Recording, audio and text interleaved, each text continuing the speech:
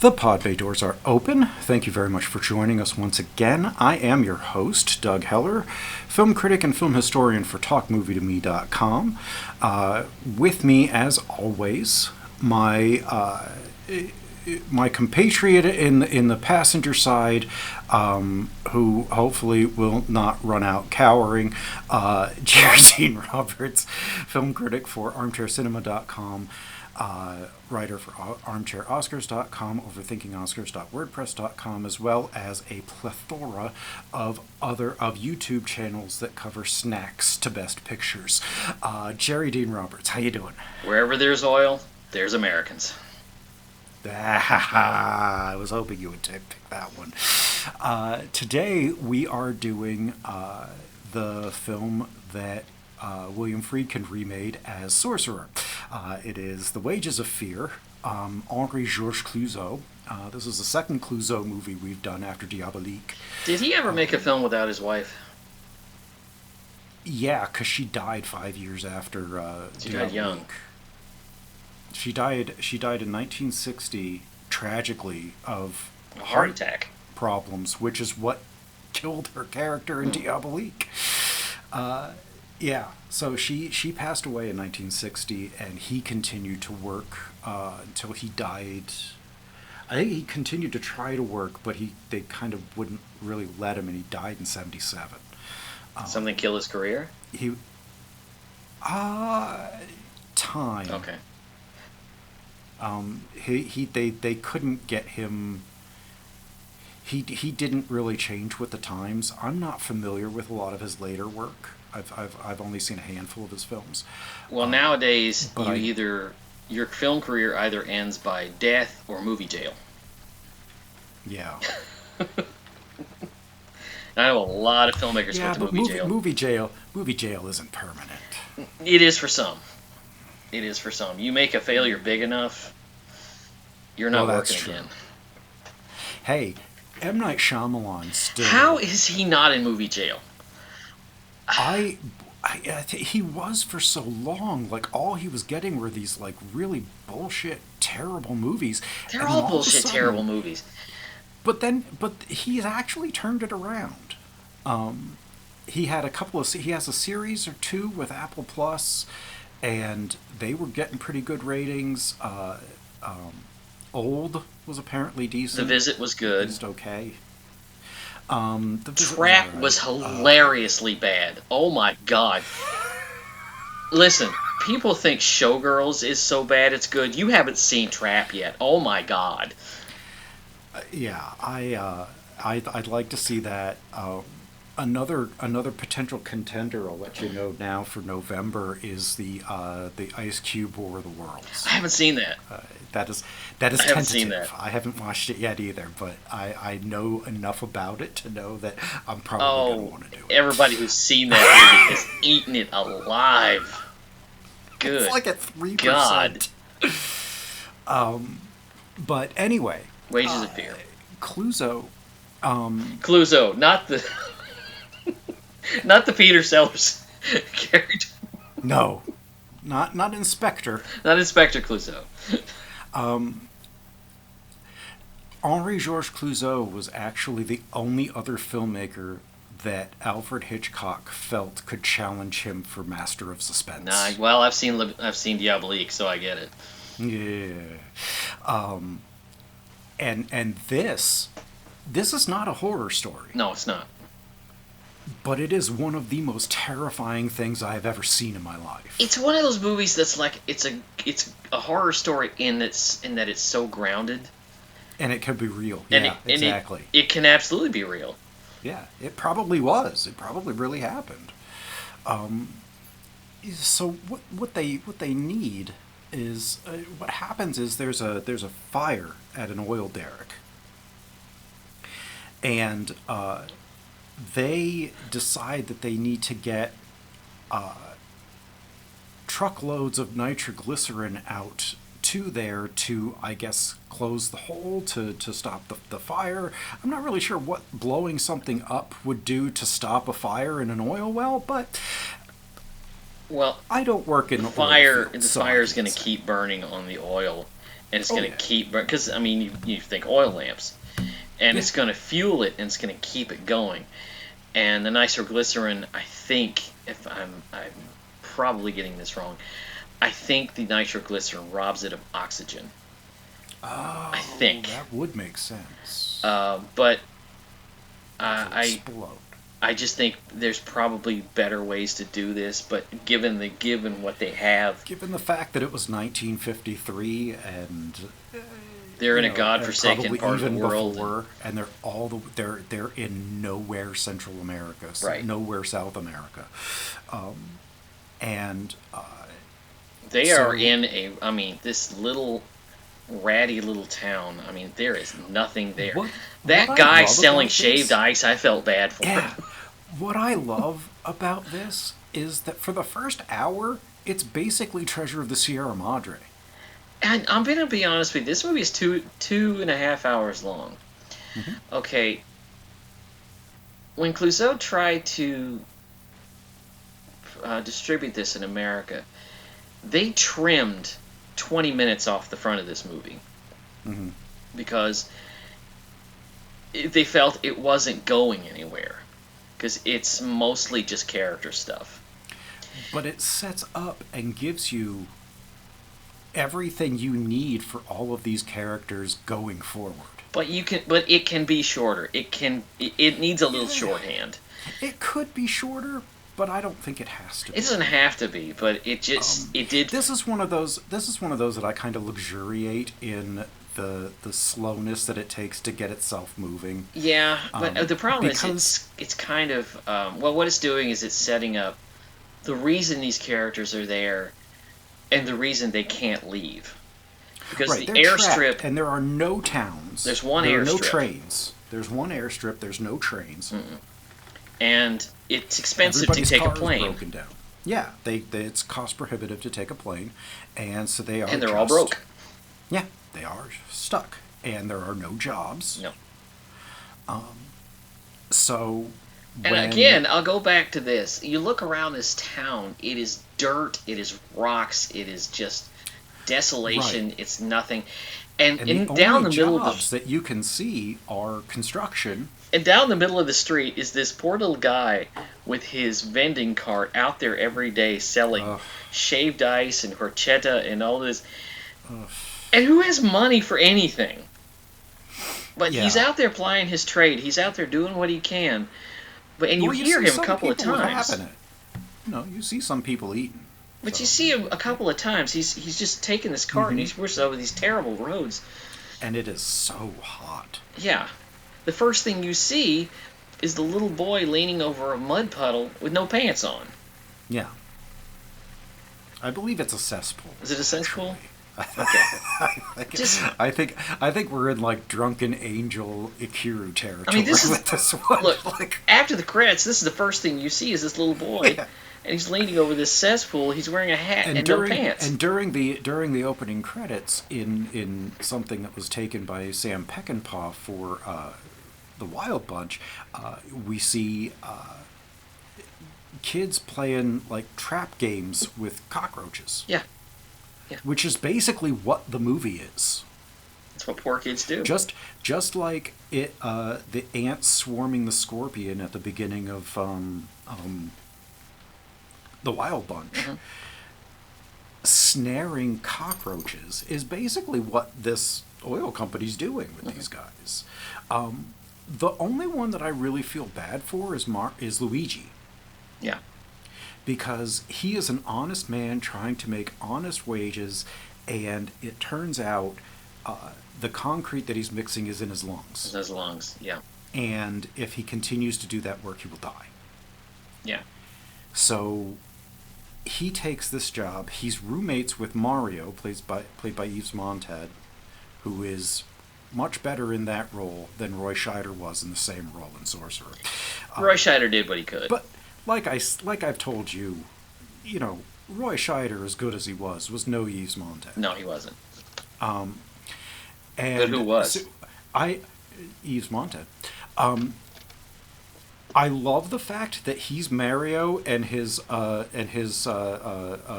is Luigi, Luigi. who is a kind of a stout. He looks more like Mario from the game. Well, I was actually disappointed they didn't share a truck I know. because I he spends know. most of the movie with Bimbo, Right. So, who looks like Boomhauer. but then Joe strolls into town, and he's making like he's this big gangster, right? He's this tough guy that looks like he has money. He's as broke and I was destitute just as about the to rest say of his them. life is as much of a shit stain as everybody else because I mean Seriously. And he's he there. can't He's get got a a break. gun. I'll bet he doesn't have bullets for it. Yeah. Because bullets cost money. And, like, he pulls the gun, and then later on, you see how much of a genuine coward he really Yeah. is. And he like talks big, but he barely does any of the driving. When he does, he goes so slow. It's like you I can't would. even. Yeah. I mean, so Because let's set up the circumstance here because here's what they have to do. They've got these gas containers. Each truck has about 20 gas containers. And it's a giant truck. Okay, they're full of nitroglycerin and they show you right at the beginning that the slightest bump and these things will blow up. Now you've got and 20 of and them. a drop Yeah. could blow up a building. Now, it should also be noted that while these are purportedly new trucks, they consistently have mechanical failures, and there is no safety rigging. There's no safety rigging and the terrain that they're going over Right. um, Is just rough, unpaved rocks. rocks. Yeah. Rocks and bridges made out of pre-Columbian art. Right. Just it's not and these are how heavy do you think these trucks are? I mean these things are Oh, these are probably several ton several trucks. tons, And yeah. remember, this is the early 50s. So they hadn't really started making lightweight cars yet. They Yeah, didn't these know weren't made how out to of make plastic. These are lightweight made out of cars steel. yet. Yeah, yeah. So the the setup and everything, when they finally get the people to go, and Joe intimidates this other guy out of it, so that he can go and get the money, because he's friends with the guy that's running the oil operation there. He used to work for him years ago, and he's like, "Yeah, you're too old. I don't want you doing this. This Right. isn't going to work out for you." And it does not. And I want to go back to this because this is important. What is running through this landscape is the Southern Oil Company, and it's an American company. And It's literally running through it because we can see the pipeline. yeah, and we are reminded. Well, and the funny thing is, this is a lucrative. Apparently, it's well. I mean, oil to Americans is always lucrative, but it's a lucrative company, and yet it's sitting on top of this small town of people who have absolutely nothing. Why do you think they can make so much money? I mean, it's sitting. I mean, absolutely nothing. And It's total exploitation. yeah, it's total exploitation. It's the American way. That's the crux of it. As long as Americans have oil, as long as Americans have access for oil, we will kill for it. We will do anything we have to get it, and we have done it. Yes. And that is we continue. We continue to. Why do you think our fat asses are always in the Middle East? Because it is a multi-billion-dollar corporation. Yeah. And you will land in the middle of some rat's ass part of the world and establish a base there because you have to have it. Because it is a multi-billion-dollar industry. And the weird thing is, if Americans ever found an alternative source of fuel that was just as lucrative and the oil companies dried up, towns like this would go nowhere. I mean, it'd be one of those they'd pull up stakes and it'd be even worse. Yeah. You know. Yeah. The town is. That's why they call it black gold. Right. This town is genuinely just, the entire town is destitute. It's not really even a town. It's just kind of. It's just a collection of buildings, Yeah. really. Flop houses and such. I would hate to be the prettiest girl in town. In this, You don't want to be the You know, prettiest girl in town in a place listen, like this. no, and shockingly, Linda is not treated well. Can you believe it? I would expect her to be harassed a lot, but also if she's like the only woman in town, because I think she's the only woman in town, And people would be a apparently little the only nicer white to her. woman in town, at the very least. Yeah, well, I mean, I think she's supposed to be a native. She's got some kind of money somewhere because did you notice she's always clean Yeah. and her clothes are always clean. Well, she So works. She works at the bar, at the restaurant. yeah, there's that. um, yeah, uh, serves the customers. Yeah. Um, but yeah, I noticed she stands out like a sore thumb. She's in this place and she has just, Yeah. and I'm sure attracts a lot of attention. Oh, undoubtedly. So, and she is she's in love with Mario. Oh yeah, He's Montana. desperately. And how could you not be? I mean, the only other person in town that's kind of a good-looking person is Bimba, Yeah, and he just looks like a Hitler Youth. yeah. Um, He's so Aryan. It's sad. oh yeah, yeah. Apparently, that was mostly what he got work as, but he actually fled Germany during the time and had to get out. Yeah, He's vehemently anti-fascist. yeah. So it's funny that he looks like that, and that's just how he got cast all the time. Yeah. But yeah, no, and so then Joe strolls into town, Yeah. and he starts monopolizing Mario's time. I was really surprised because Joe comes off as very off-putting when you first meet him, but slowly but surely as the movie Joe is goes on, off-putting to me the entire time he's as it goes on, you do start to feel something for him because he basically has the same kind of demeanor on this mission that I would have, yeah. I which mean, is it's kind of pity. I think is about what I get for him. yeah, it's that, but it's also as it goes on, you kind of get where his mind is because as you're driving along, and it's like I would be a coward in this. I can't say that I would bulk up driving 20 canisters of nitroglycerin across Yeah, well, bumpy I roads. I probably wouldn't have gotten in line in the first place. Yeah. Well, You know, desperate times call for desperate measures. indeed. And when they get on the And road for this, it's just what's at stake. They do he does a very good job of establishing what is at stake here. yeah, And I think it's funny that I could have easily picked this for June with all of the homosexual undercurrents that are running yeah, through yeah, this. Specifically, Joe telling Mario that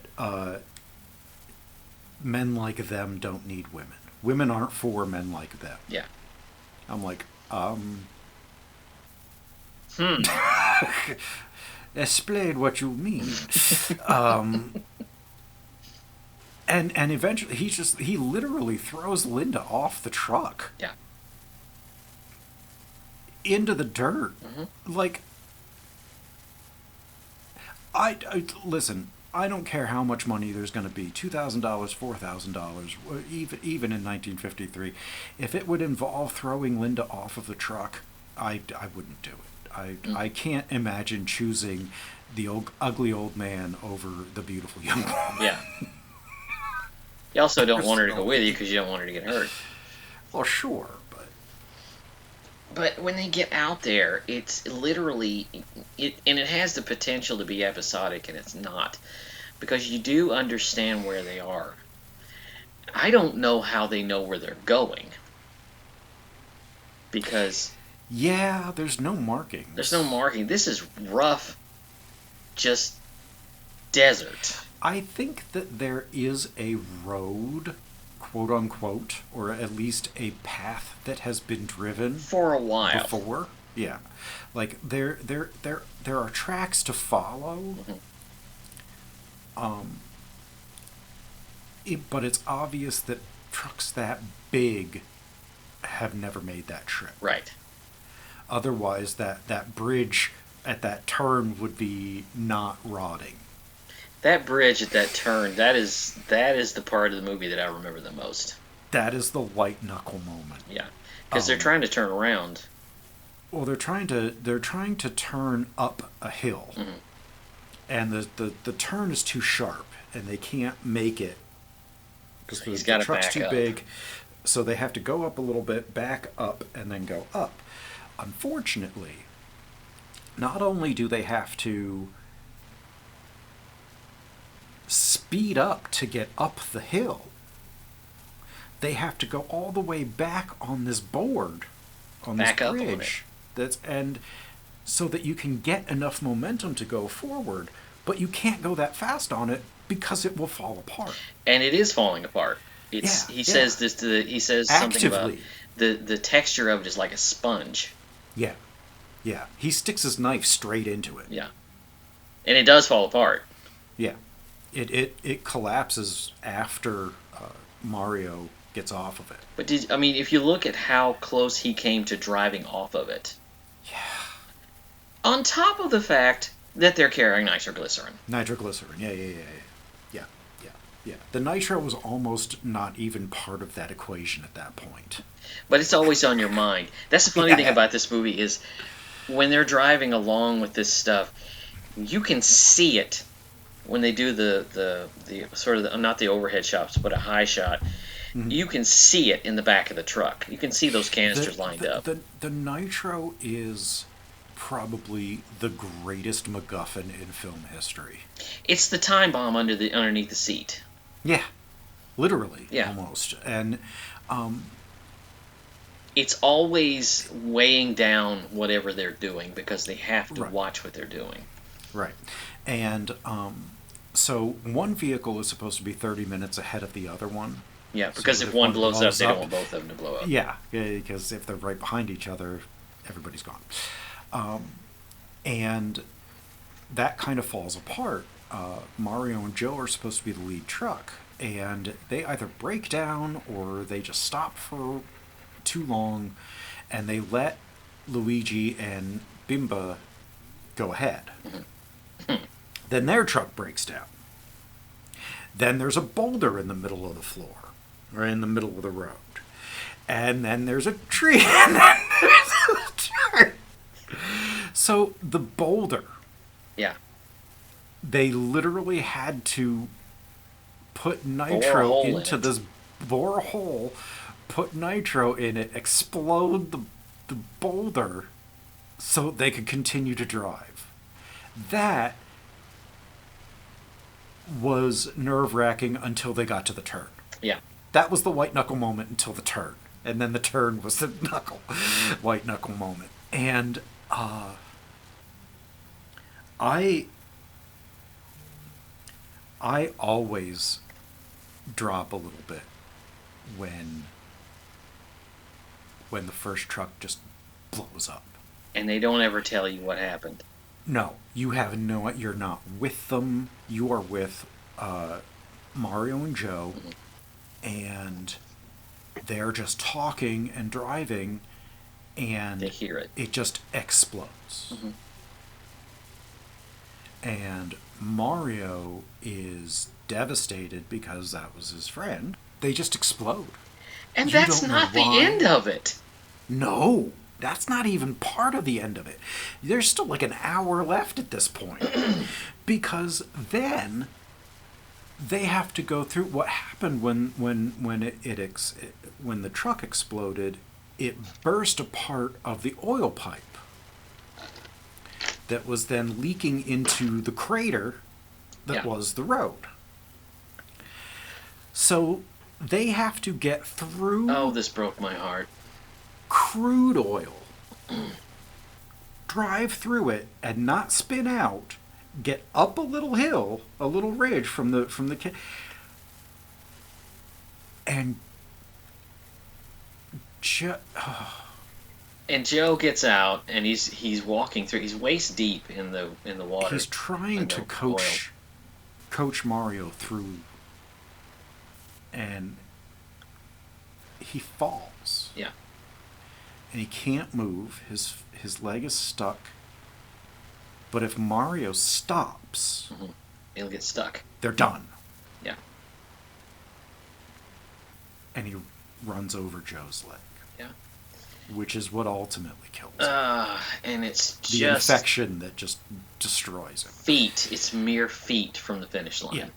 Yeah. It's like Midnight Cowboy. This is the last thing, and like they rig this kind of crane up using the axles, and they're both covered head to toe in crude oil. I can't. That's the smell of that must have been just gagging. Yeah. They're And covered then in to be it. covered in it, and then And they're smoking. yeah.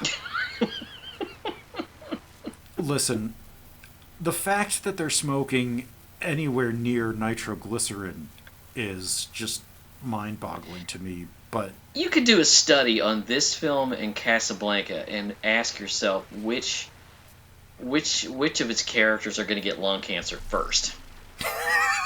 Good Lord. I mean, actually, we know it was Humphrey Bogart. yeah. Well, yeah. Well, as you get there, and it is absolutely bittersweet. It is not. Yeah. He gets there. Joe is dead in the cabin. He gets dies the mere feet from getting to the finish line. Yeah, like he dies in the truck. They see the place. Yeah. And then he dies. And nobody gives a shit. nobody does. I mean, Mario does to a point. But I mean, you know what I'm saying.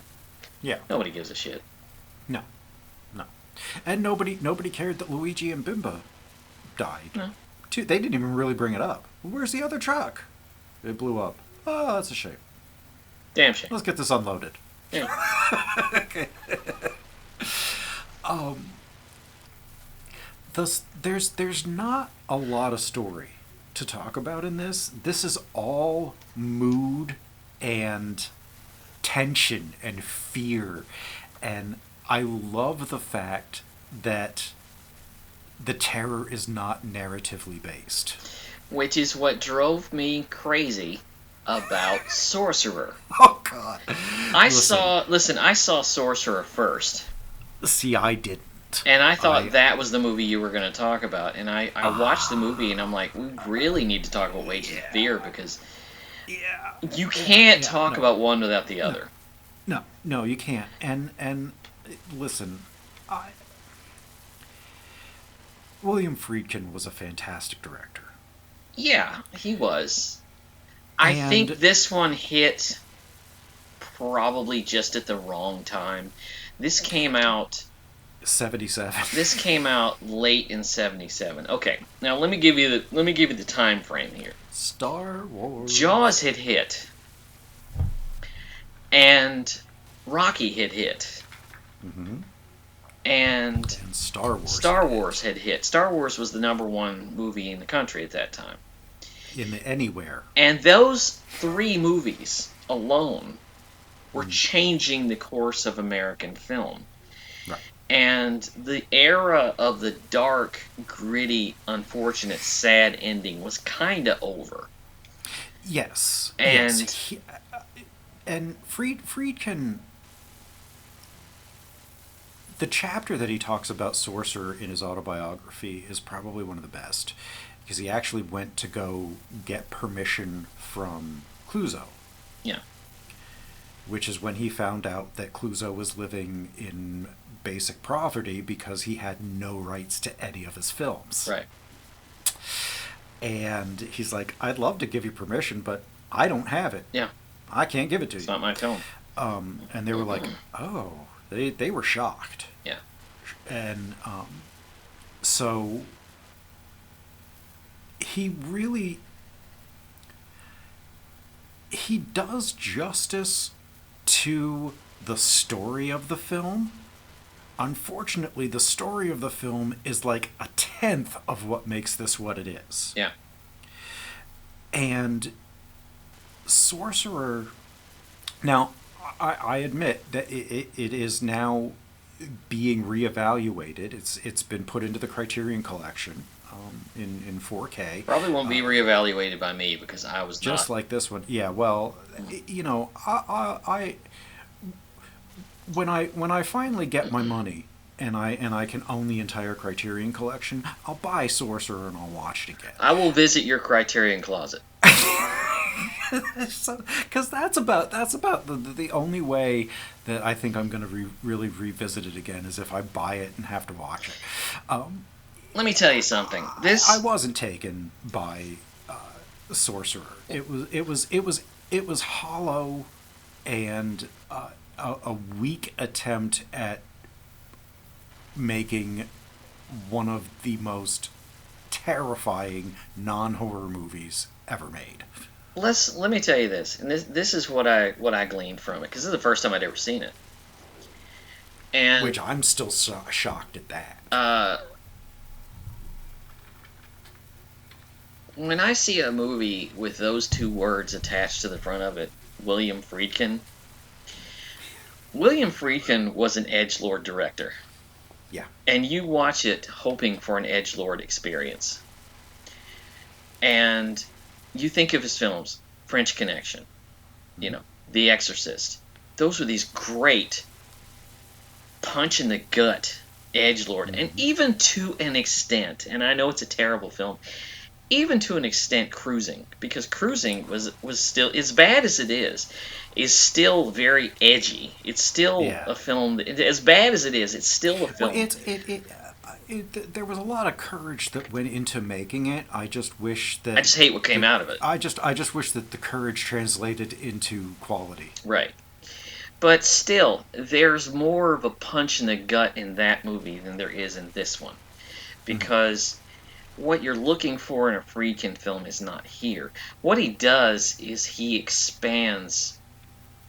He does something that I'm glad that the Clouzot film didn't do, is that he actually goes and tells the pre-story of these characters at the front of the movie, so that as you're sitting there, you're going, what am I looking at? The movie starts with a guy's apartment gets shot by somebody. And then there's this thing in Palestine. And then there's this thing with the Irish mob. And you're like, what the hell am I looking at? Yeah, He tries to set it up like a Jean Le Carré kind of thing, where you're doing each chapter is telling you a biography before you get started with the main plot. Right. Fine, great, terrific. It would be fine if the characters were interesting. Yeah. But by the time they get there, the great thing about the Clouzot film is that when you get to that point, when you get to that small Central American city, they're stuck there. So you don't really have the outside perspective. You only know them from being stuck there. And what happened before really doesn't matter. No. Because whatever happened got them there. Yeah. And that's the problem. That's the problem. So, like the Clouzot film, the best part of the story is when they get out on the road. Yeah, yeah. But the only problem with his is he does not stage it in the desert. He stages it in the jungle. Now, the idea of a 40-ton truck driving over this rickety steel piece of Colombian art, as I said, this bridge that is made of spit and a promise, is fine when you do it once. But when you stage it 4 times, it starts to lose its impact. The great thing about the Clouzot film is they keep finding different ways. He keeps coming up with different dangers for them to come across. And it's not that interesting. Now, when they get down, the part where in the Clouzot film, when they find the boulder in the way, and they realize they were complicit in actually the boulder being there. Yeah. The part that really gets me is when in Sorcerer it's a giant tree. Yeah. Okay, this is going to sound strange, but a boulder is actually more interesting than a tree in this matter, because you're thinking, how are you going to blow up a boulder? A tree, it's just, I don't know. Yeah. But they do all of that, and then they tell you how the second truck blew up. Yeah. He blew a tire and then went down a cliff. Right. You get more unnecessary information in Freakins. And I know And couldn't that give a shit about the characters. I'm sure he thought what he was doing was making it accessible to an American audience. Yeah. Which is what he was doing, because, an American audience doesn't have the patience, especially in 1977, after Jaws and, Star Wars and everything. They're not looking for this. If he had had the ability, he tried so hard for many years to make this. If he had managed to get it done about 2 years earlier, I think it would have been a different movie. I would say if he'd have made this movie in about 74, it would have had a bigger impact. The problem is that it just isn't that interesting. The characters are not interesting, and the audience kind of rejected it. And he front loads it with all of this stuff that really you don't really care about. Yeah, not even remotely. Not even remotely. And it ends on such a downer. Yeah. I mean, so does Clouzot's. but effectively because you cared about those characters. Yeah. I cared about Joe in that I really don't like him. I didn't hate him. I don't hate him, but I don't like him. In fact, I think he's one of the people in the movie that I can relate to. Because I get the cowardice. Yeah, that even isn't what puts me off of him. It's his demeanor all the way through, that he's a phony. Yeah. He's just a fake, and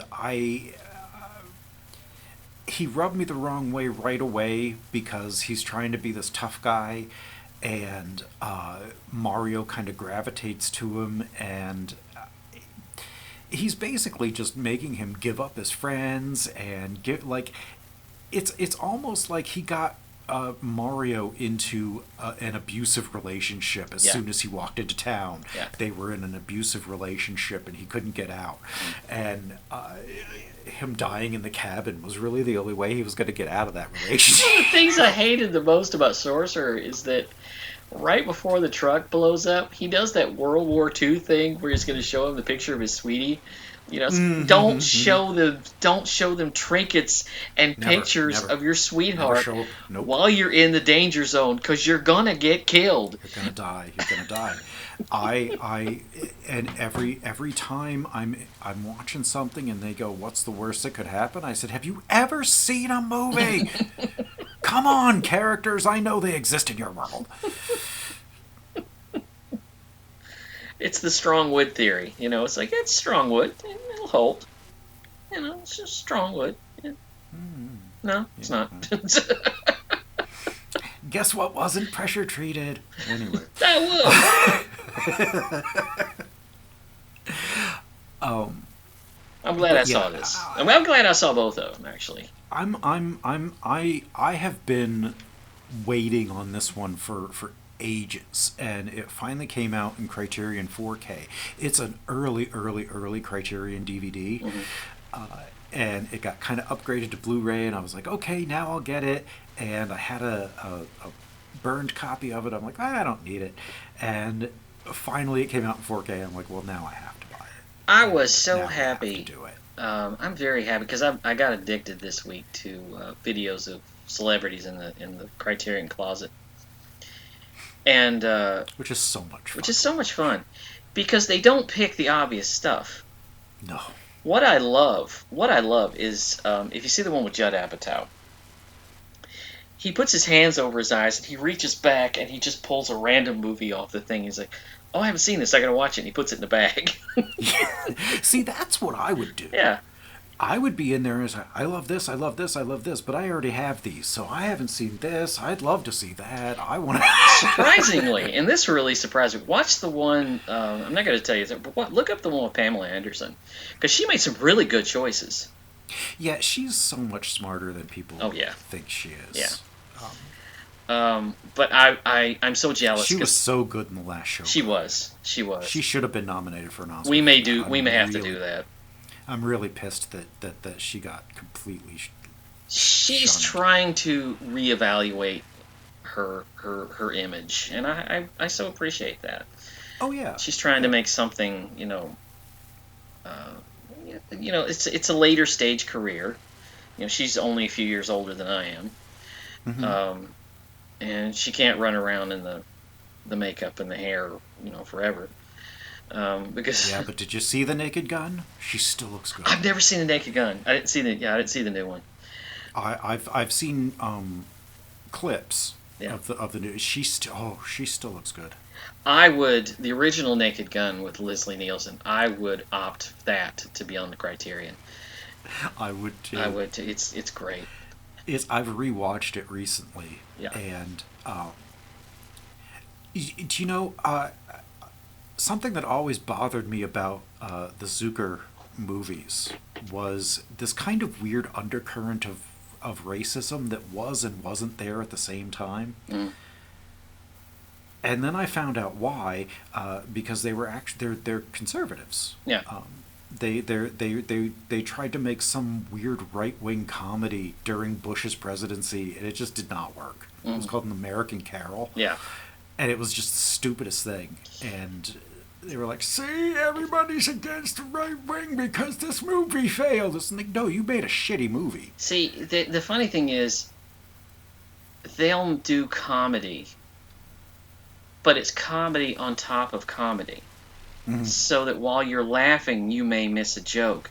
So when you go back through the second time, the third time, you're still picking up stuff.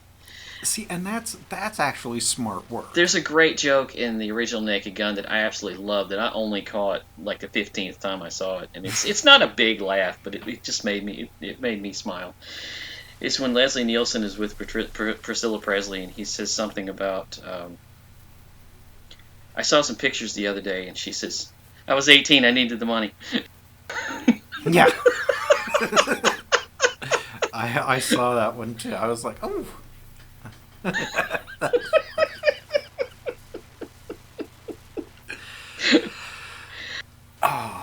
Okay, next week we've got the 50th anniversary of one of the greatest movies ever made. Ladies and gentlemen, we are going back in the water.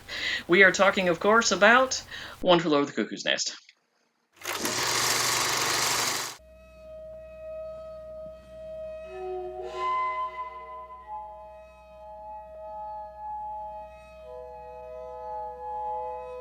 Why do you think they might think that?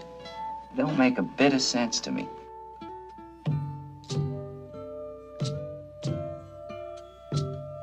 Do you think there's anything wrong with your mind, really? Not a thing, Doc. Excuse me, miss. Do you think it might be possible to turn that music down so maybe a couple of the boys could talk? Your hand is staining my window. God almighty, she's got you guys coming or going. A little change never hurt, huh? A little variety. Oh, Jesus!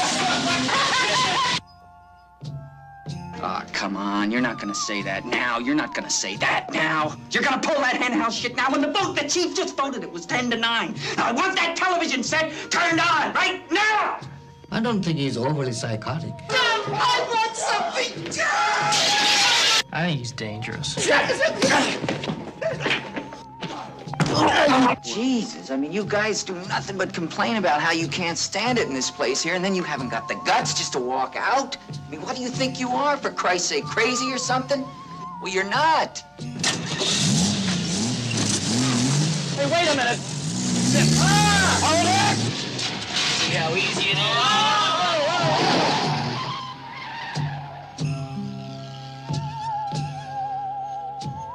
We're from the State Mental Institution. This is Dr. Cheswick, Dr. Tabor, Dr. Scanlon.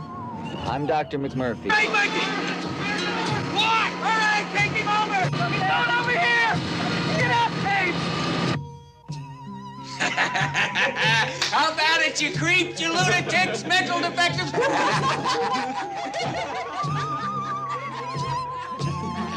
Thank you, Mac. Thank you. I'll never forget you.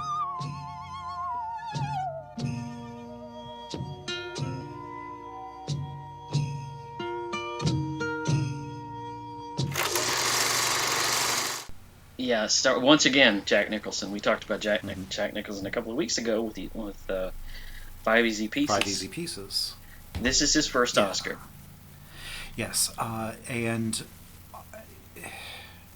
very possibly his best performance. I think 5 Easy Pieces was his best. Oh, that might be. These two are probably neck and neck for me. In a career of career performances, One Flew Over the Cuckoo's Nest is something else. You take the great actors of all time, and you say, okay, what are their best performances? You can probably come up with 3. With Jack Nicholson, you can probably come up with at least 10. Yeah. Because, I mean, from 5 Easy Pieces, The Last Detail, One Flew Over the Cuckoo's Nest, Easy Rider, Batman, Terms of Endearment, Reds, which he won his Oscar As Good as It Gets. As Good as It Gets. I mean, He didn't win an Oscar for Reds. No, which one did he win? He won the Oscar for Terms of Endearment, right? Terms of Endearment. He won 3 Oscars. Yeah, he won Best Actor in a Leading Performance for One Flew Over the Cuckoo's Nest in 1975 and As Good as It Gets in 1997. And he won Best Supporting Actor in 1983 for Terms of Endearment. This is the second. This is going to be, because this is the second film we've talked about of the 3. One Flew Over the Cuckoo's Nest that won the top 5 Oscars. We've already talked about Silence of the Lambs. We have not yet talked about It Happened One Night. And we're going to talk about Kurt and Michael Douglas and the whole thing that went on with that. Because, that is hilarious. Yeah, because Michael... that is so funny. Michael produced it. Yes, Michael Douglas won his first Oscar for producing One Flew Over the Cuckoo's Nest. He didn't win again until... He only won 1 acting, and it was for Wall Street. And Kurt spent years trying to finance to get the movie on the screen, even with the caveat that he would play Randall McMurphy. Yeah. But by the time he got there, he was too old. He lost the rights at some point. Yeah. And then and Michael picked him up, had no idea that his father had developed anything with it, because the book was published in 1963. Excellent book. Nothing like the movie. Yeah. I read the book when I was a teenager and I loved it. Because the movie is from the Chief's perspective. It is. And the movie is very much from McMurphy's. But what's interesting, Ken Kesey, and I love this, I got a very rare audio book. And the audio book is read by Will Sampson. Ooh. Yeah. So it's really, really good. I can't find it again anywhere. But anyway. That's a shame. But that's next week. I don't know what we're going to do. After that, we'll be entering into our theme months. We're heading into Shocktober 2025, baby. And I have no idea what I'm going to pick for that just yet. Although I do have some pretty good candidates. Okay. It'll probably be something Japanese.